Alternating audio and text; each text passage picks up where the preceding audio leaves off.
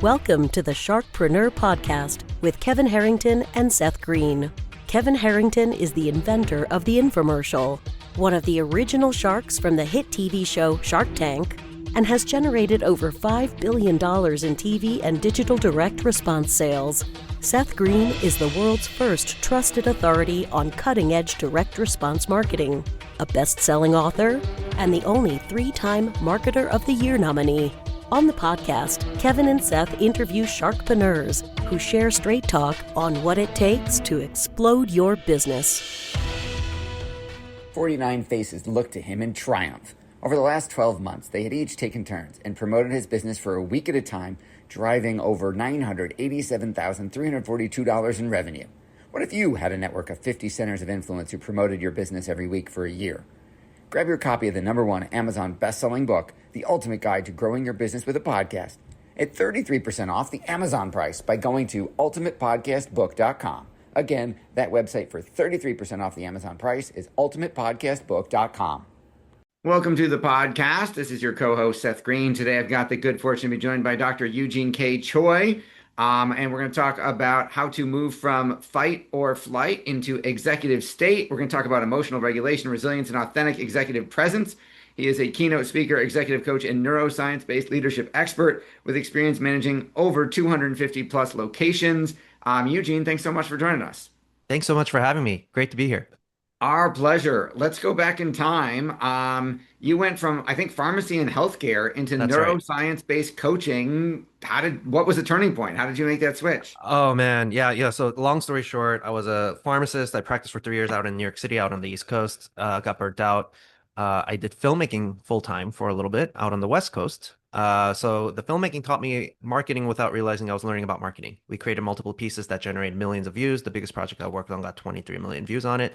So it taught me a lot about like how do you take something and you create something for people that they value and they want to share it. So that taught me a lot. Combine that, I eventually went back into pharmacy for a little bit and then got into business coaching where I got mentored by a CEO of an 8-figure business. So that taught me a lot about business, and my healthcare background came full circle because I learned about neuroscience.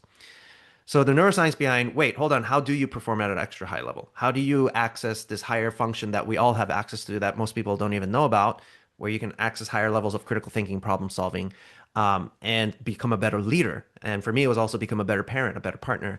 So I took my filmmaking skills, I started sharing what I learned about the brain, because it turns out basically a majority of our adult lives, we're not accessing these higher functions of our brain for many different reasons. And I just started sharing it. And I leveraged my skill sets from that point on, and I've been speaking about it ever since. It's the brain science behind, how do you tap into your talents? How do you tap into your gifts? Yeah. Well, that is incredible. I'm sure the longer version of that journey could probably fill the book somewhere if it hasn't already. Working on it, yeah. Awesome. So you've talked about having outward success, but still waking up anxious. What did that teach you? Talk a little bit about that journey and how that affected your process in terms of performance and fulfillment. Yeah, I mean, when I went back to pharmacy, because we ran out of money after I tried this first attempt at quote unquote pursuing your passions, with the filmmaking stuff, I ended up getting promoted. I was a supervisor for LA County, 6 major hospitals, over 200 plus clinics I was managing. And it was the golden handcuffs on paper, right? The multiple six-figure salary, all that kind of stuff. And I realized I just felt so trapped and it sucked. And that's kind of what led me down this path of discovering, wait, hold on, how does our brain actually work? Why is it that even though I have the money, the healthy family, all that, why am I experiencing stress on a daily basis? And that's kind of where I went down that rabbit hole. And that's where the science came in. When did you first realize that a lot of leadership problems are actually nervous system problems? Oh my God. So when I started learning about the brain, that's when I realized this is infiltrating everything. Any sort of leadership problem that you're seeing, guaranteed behind the scene, there's some sort of nervous system regulation issue happening. Because what happens is for a majority of our adult lives, if your nervous system's not regulated, your brain can't be empathetic. Your brain's ability to have critical thinking is literally turned off, right? So this is where a lot of, whether it's a scandal or a challenge, a negotiation that's not going well, there's some sort of fight or flight thing that's happening in that moment. Awesome. And then what does fight or flight leadership look like in real life? How do we know that we're in this problem? So I have to break this down real quick if that's okay. Yeah, So please. basically, your brain, your whole nervous system operates in one of two states at any given moment. It's only one or the other. It can't be in both at the same time. It's what I call a survival state or an executive state. Survival state is when your brain it's meant for life-threatening situations. So imagine a tiger's in front of you ready to eat you. Your nervous system is a mode where you have to react without thinking. So keyword without thinking, because if you start thinking in a life-threatening situation, you might get killed by a wild animal and die. So your brain can't think in the survival state. Your executive state is where a lot of your brain's higher functions come from. Your critical thinking skills, your ability to connect with somebody, have empathy. This is important for salespeople, right? Leaders who want to connect with their audience. Your empathy is extremely important. Your creativity comes from here. Your intuition, the list goes on and on. Your executive function, your ability to make good decisions. However, the research is showing that we're in a state of survival for about 70% of our adult life, some research suggests. So majority of our adult life, you're in survival state. So the question is, why are you in survival state? It's not because we're running away from saber-toothed tigers every living day, every second of our day. It's because of emotional survival. So the research shows that emotional pain can be just as painful as physical pain. So your brain can't help but react to your stress, to your anger, to your frustration, to your depression, as if it's going to kill you. So boom, your higher functions are cut off, and now you're in a reactive mode where you're reacting without thinking. So we want to be able to identify, what does this actually look like in daily life? If you can develop the skill of just simply paying attention, what does this actually look like every day? What does a survival state actually look like? Guaranteed, that already is going to do wonders for you. So what does this actually look like? Brain can only do one of three things when it's trying to survive: fight, flight, or freeze. We mentioned those terms. It's very obvious what it looks like when you're in an actual life-threatening situation. You might pick up a weapon to fight from the threat. You might run for your life in flight, right? Or you might play dead and freeze. However, what does this look like when it's emotional survival? Because we're in a state of survival for a majority of our adult lives. So the moment you feel stress, anxiety, frustration, all these feelings that feel uncomfortable, your brain will still fight, flight, freeze from it, but it looks totally different. So what does a fight response look like? A fight response, the more obvious one is, if you get into an argument, someone says something hurtful, now you're fighting back. Your brain literally thinks that loved one or that person you care about is a threat, and you are actually attacking them in fight mode. Usually it's a verbal attack, hopefully not a physical attack. Unfortunately, that does happen as well. So that's what a fight mode looks like. But you need to be also aware of what does a subtle fight response look like. So a lot of us carry whatever it is: shame, sadness, some negative perspective of ourselves, whatever it is. So we often fight to prove ourselves, do we not? So some people overwork. People who are overworking to prove themselves, it always leads to burnout, always leads to a lack of fulfillment. Because whenever you're trying to prove yourself and fight to prove yourself, guess what's happening? You already carry a not so great opinion about yourself. So you think this thing I change on the outside will feel better, make me feel better on the inside. The fight to prove yourself, the fight to be right. People who always need to be right. You ever meet that type of person? There's usually some sort of ego thing going on there.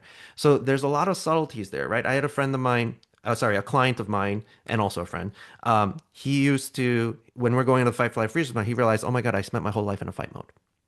And I was just like, for what? To prove to people that I'm better than my older brother. And his older brother was an NFL football player.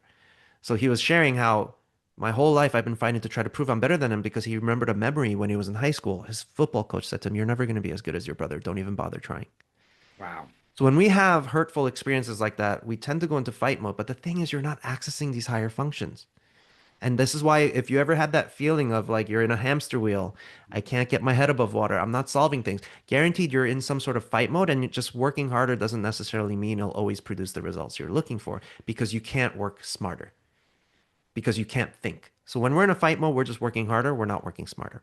Flight mode looks like when you're avoiding, right? So procrastination is a classic response. I'm avoiding this thing because I'm afraid of whatever. What if I do this now? It doesn't work. What if I do this now? I look stupid. So therefore, I will avoid and flee from the task at hand as a flight response.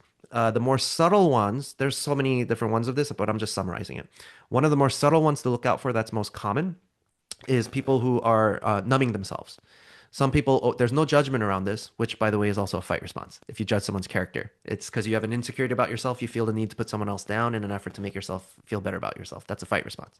So no judgment around this. A subtle flight response is when we numb ourselves. We all do it. It looks like we intentionally distract ourselves without even realizing that's what we're doing. Some people will, overindulge in things like alcohol, food, drugs, sex, to the point of addiction. And some people, that's a flight response. A freeze response is when your nervous system freezes. It doesn't want to make a decision. If you ever see a kid get caught in a lie and they freeze up, that's a freeze response. Their brain's going, quick, If you play dead, because that's what freeze response is, if you play dead, maybe this person will leave you alone. We do it as adults too, which is kind of funny, but the irony is clearly your guilt is showing the moment you're kind of freezing up. A more subtle freeze response is when you hear traumatic news, tragic event that happens, something with your family, or God forbid, knock on wood, right? Your nervous system freezes up. You're not wanting to make a decision. When you feel overwhelmed with all the things going on in your life, you freeze up. The big aha moment I had about the freeze response is, whoa, this means there's no such thing as laziness. If you really think about it, guaranteed the person that someone might judge as a lazy person and not being quote unquote productive, there's probably something going on with their nervous system, probably a chronic freeze response for whatever reason, whatever's happened in their life, or even if it's been genetically passed down as well. So when we get better at seeing this in our everyday life, oh, there's my flight response, there's my fight response, there's my freeze, guaranteed that alone is transformative. What is one practical tool someone can use when they feel themselves starting to get reactive? Yeah. So when you notice, number one is just the awareness, right? If you get better at paying attention to what's actually happening, where you judge yourself less and you're just noticing it's a fight, flight, or freeze response for whatever reason, right? Your brain got programmed to do it. The first thing that I always teach is there's a phrase called name it to tame it. If you name the feeling, you can tame the feeling. So the reason for this is UCLA did this study where they had people with brain scans tied to their heads. They would show people's faces, photos of people's faces and survival emotions. So anger, frustration, whatever doesn't feel comfortable. The moment they show the photo, guess what happened? The part of their brain, their survival brain, lit up in the scans. For the jargon geeks, it's your amygdala, right? That's a part of your brain. So that lit up, and they're like, oh, okay. Your brain reacts before even thinking because it's always looking out for threats, right? So that part of the brain lit up. And then the researcher would ask the participant, hey, can you tell me what emotion this person's feeling in this photo that you're looking at? The moment they named the feeling, guess what happened? Survival brain turned off, executive brain turned on. Because one basic reason for that is in order for you to label something, it requires you to think about it. You cannot think when you're in survival state. You can only react. So when you're turning on that part of your brain, you're also turning on these other functions of your brain. Your critical thinking skills, your emotional regulation centers come from your executive brain. So when you just name your feeling, I'm feeling frustrated, I'm feeling sad, I'm feeling angry, even if you're doing it in your own head, because sometimes you might sound weird if you're doing it out loud in public often. So just doing it in your own head helps you calm down that survival brain and turn on your executive brain. And it's important the way you phrase it too. There's a difference between I am sad and I feel sad. I learned this from a good clinical psychologist friend of mine. When you're saying I am something, you're presuming it's your identity. I am sadness. I am frustration. But when you just change it to feel, I feel sad. I feel frustrated. You're acknowledging it's a temporary thing because feelings are temporary. Because the truth is sometimes we're sad, sometimes we're happy. Feelings are temporary. So that's one great tip amongst many, but that's a easy one to do anytime, anywhere. You've helped so many people. What is your biggest challenge now? So my biggest challenge in my current life is I'm continuing to just take this deeper. And how do I continue to communicate something that might feel complicated for people and explain it in a simple way enough that's actually valuable for people? So that's something I'm always looking to do because behind the scenes, the work I'm doing, it can go off to the deep end, so to speak, right? Like I've done 10-day meditation retreats where you're meditating 10 hours a day in silence with no technology, no books, nothing, to really tap into how do you actually tap into this higher level of performance, mental performance. So that's been the biggest challenge for me is just like, how do I continue to share this in a way that's easily relatable and it's easy to understand and more importantly, easy to implement. That's been the mission for me ever since I started. Awesome. Well, your passion is obvious. What do you like best about what you're doing? It's been transformative. I mean, my life's a whole 180. You know, I was the working professional thinking like, okay, this is what my life's going to have to be for the next 30, 40 years until I retire. And then maybe I'll do what I want. But yeah, I mean, the things I can't complain. Our family's been blessed. But yeah, that's the best thing is being able to share this work for me. Well, congratulations on all that. For our folks who are watching and listening, where is the best place for them to go if they want to learn more? Yeah, so you can find me as Eugene K. Choi on social media if you want, whether it's LinkedIn or Instagram. If you want to learn how to take some of this work deeper, I did launch a little membership community where it's a monthly membership. That's at neurohackingschool.com. We do once a month live calls where there's Q&A where you can ask questions in addition to recorded modules, over 30 lessons on taking this work deeper to learn more about yourself and how to tap into your executive state. Awesome. Well, this has been Seth Greene with Eugene K. Choi. Check out Eugene K. Choi. Check out the Neuroscience Academy. Eugene, thanks again for joining us. Thanks so much for having me. It was a pleasure. Thanks, everybody, for watching or listening. We'll talk to you or see you next time. Why do so many businesses struggle while others seem to explode overnight? Do you wish you had the secret to this type of exponential growth? Now, I've scaled more than 20 businesses to over $100 million, and it's not just luck. In my new book with Mark Tim, Mentor to Millions, you'll learn the repeatable framework I use in all my business ventures for massive success. Order at kevinmentor.com and get over $1,000 in bonuses. Head to kevinmentor.com.